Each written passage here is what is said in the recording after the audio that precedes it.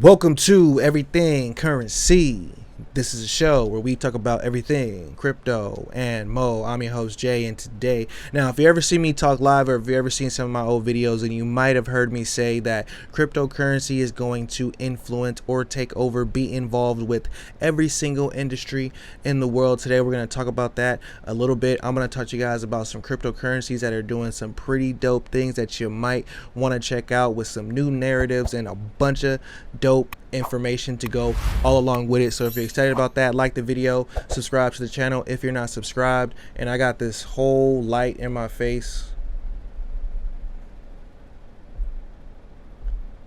and let's just get right into it.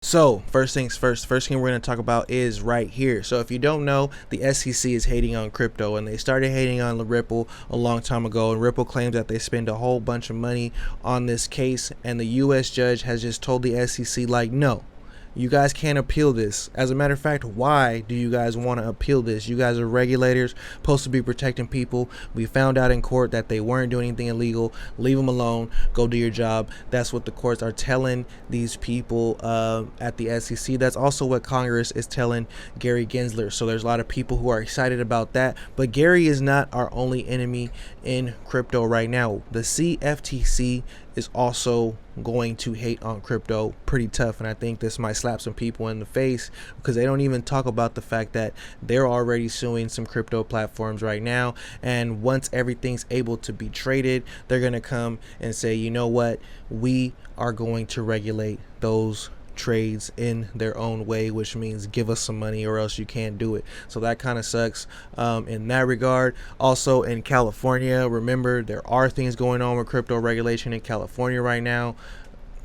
I would say call the senators, but y'all know how it is. So what I really wanted to get into is this right here. So I saw this article that says Shark Tank's Kevin O'Leary laughs off the idea of institutional investors want Bitcoin. They don't want any of it. Now, I'm going to prove this guy wrong. First thing I'm going to say is these are the reasons why he's saying this. He says institutions aren't putting money in Bitcoin despite talk of rising interest. Okay, talk of rising interest, keep that in mind.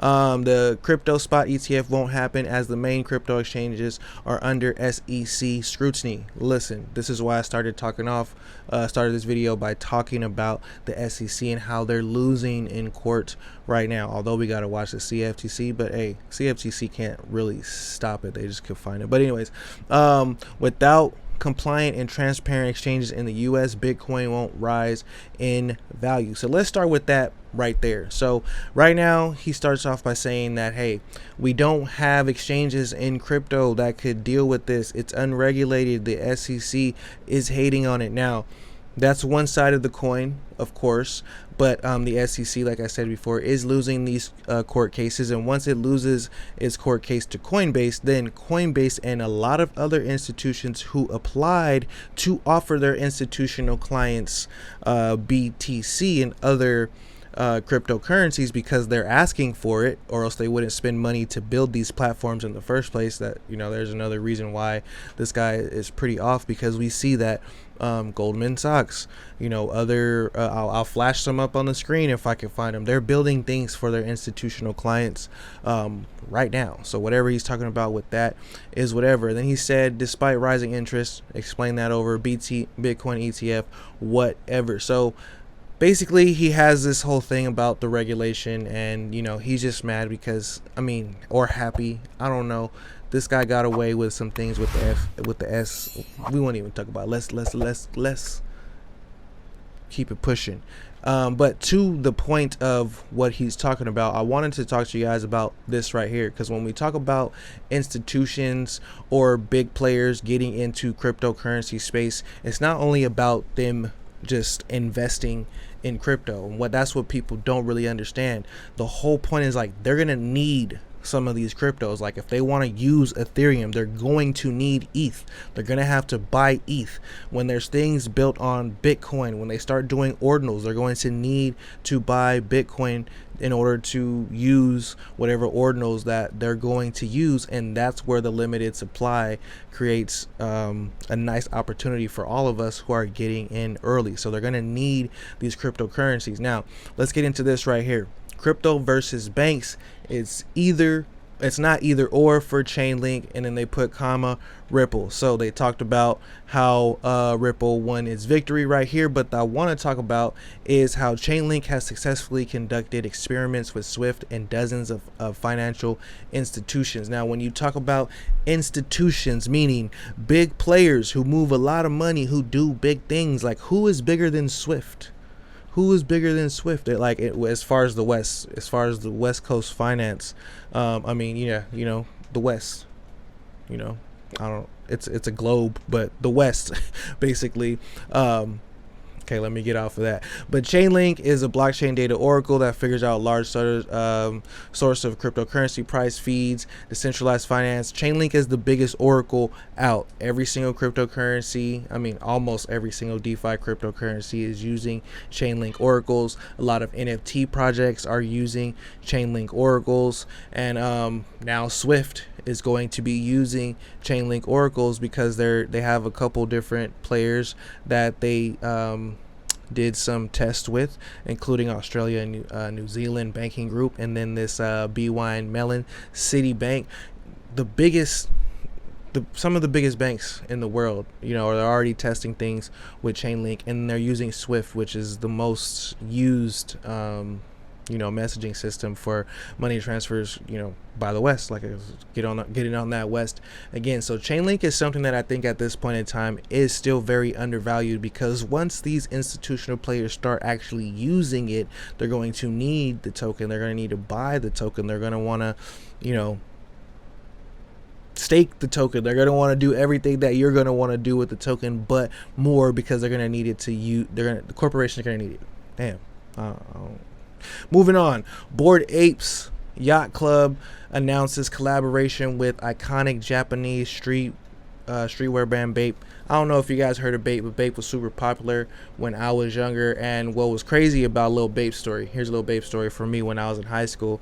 A lot of the Bape in the US was fake. There was not a lot of real Bape in the US unless you actually traveled to Japan and came back with it. You didn't have no real Bape. It was pretty funny. So people were getting laughed at, but everybody was sporting Bape. But what's dope is now Bape is a brand that is iconic and known by everybody, and they're partnering with NFT platforms. You know what I'm saying? So they're going to be partnering with the Bored Ape Yacht Club. I didn't even check out what they're doing with that partnership, because I'm not part of the Bored Ape Yacht Club, because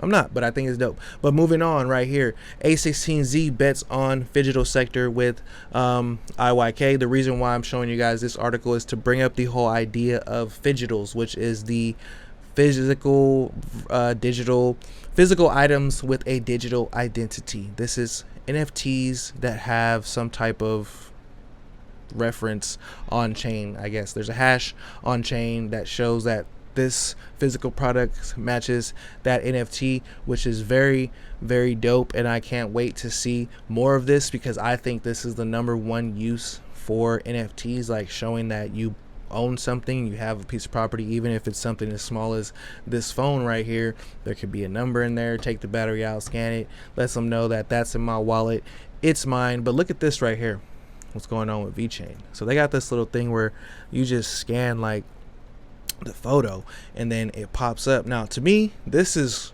what I think is the future right here. So it says NFC plus NFT equals physical objects with digital identities. Now imagine scanning anything, say a painting in your house or something. Okay, look, I got this bottle opener right here. Now say I scan this bottle opener, take a picture of it, boom, and then it takes me directly to the OpenSea, shows me that it's in my wallet, it belongs to me. Now that's dope. That's some dope technology right there. That's where we're headed with a lot of this stuff right now. So that's all I got for you guys today.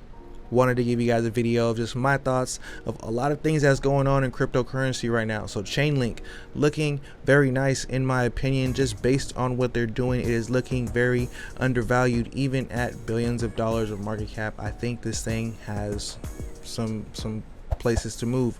Also, Vechain messing with the phygital sector and building some technology that I've wanted to see built in crypto for a very long time. Shout out to them. Phygitals, what do you guys think about Phygitals? Shout out to the Pudgy Penguins for releasing their physical objects in Walmart. This is NFT IP done right, because now they're in Walmart. A lot of people know what the Pudgy Penguins are, even though they don't know that this is a NFT. You know, they don't know that it's an NFT PFP project. There's only 10,000 of them. They just know about, you know, the Pudgy Penguin. So that's pretty dope. That's pretty dope.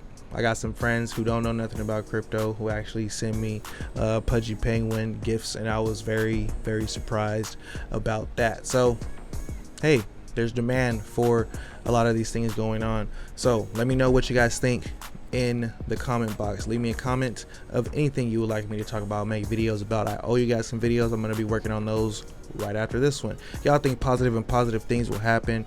RIP to crypto roots, and remember, never finish a negative statement about currency. Till next time, peace.